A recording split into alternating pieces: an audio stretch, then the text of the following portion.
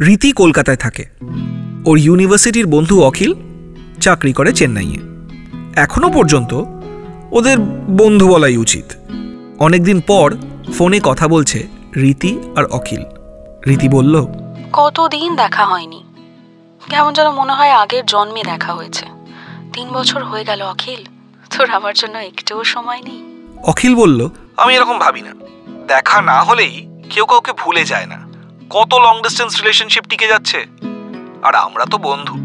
রীতির মনে কেমন যেন আলপিন ফোটার মতো ব্যথা লাগলো। অভিমান করে রীতি বলল, ঠিকই তো, আমরা তো শুধুই বন্ধু। এবার একটু বিরক্ত হয়েই বলল অখিল, ধুর, কিচ্ছু ভালো লাগে না। গোটা প্ল্যানিং এ জল ঢেলে দিলি। ভাবলাম একটা গ্র্যান্ড প্রপোজ সিকোয়েন্স হবে, আকাশে ফানুস উড়বে, বাজি ফাটবে, অন্ধকারে আকাশে বাজির আলোয় লেখা হবে আই লাভ ইউ, ব্যাকগ্রাউন্ডে গান বাজবে। এভাবেই গল্প হয় আমাদের রূপকথায়। কিন্তু এসব তো করতে দিবি না, তোর জন্য সব পাতিই ঠিক আছে। রীতি এবার মুচকি হেসে বলল, আমার বলিউডি প্রেম নিবেদন চাই না, আমার প্রেমের গল্পটা নয় পাতিই হোক।